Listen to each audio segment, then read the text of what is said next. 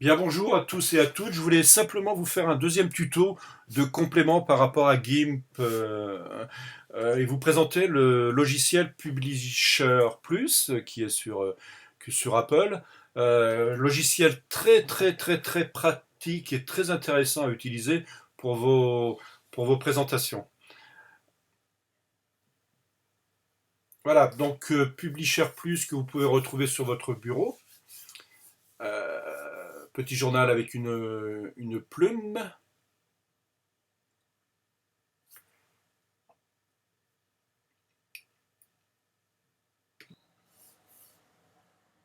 Il suffit de cliquer sur Fil, Nouveau, et vous avez une fenêtre qui s'ouvre. Donc plusieurs possibilités qui se présentent à vous.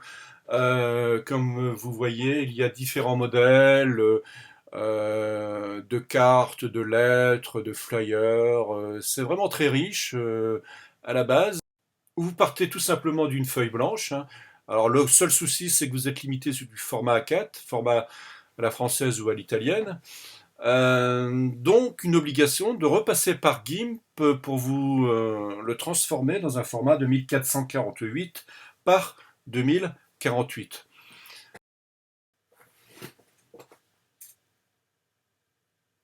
Donc on va prendre un petit modèle au hasard. Ce petit chien me paraît très sympathique. Voilà, donc vous avez la possibilité très rapidement et très facilement de bouger les images, les textes, le fond, voilà. Donc il suffit de partir sur cette base-là, changer les photos si cette photo ne vous plaît pas.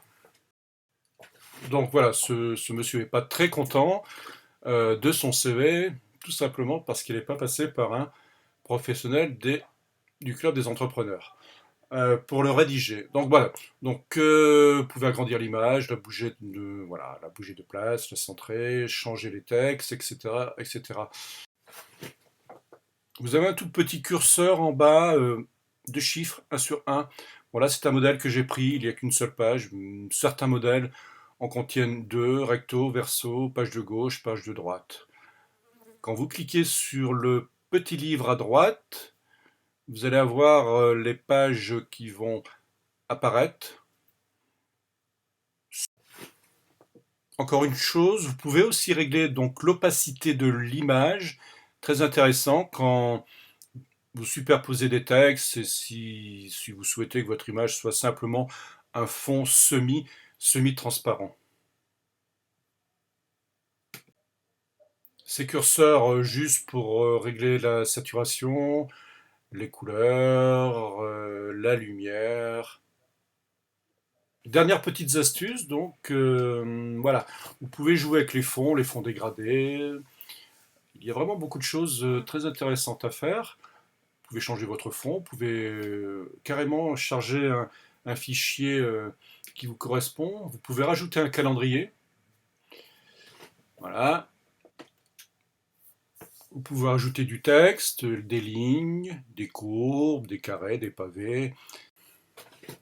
Enfin, vous pouvez jouer avec les fonds, les patterns. Voilà. Bon, il y a vraiment un choix comme très intéressant.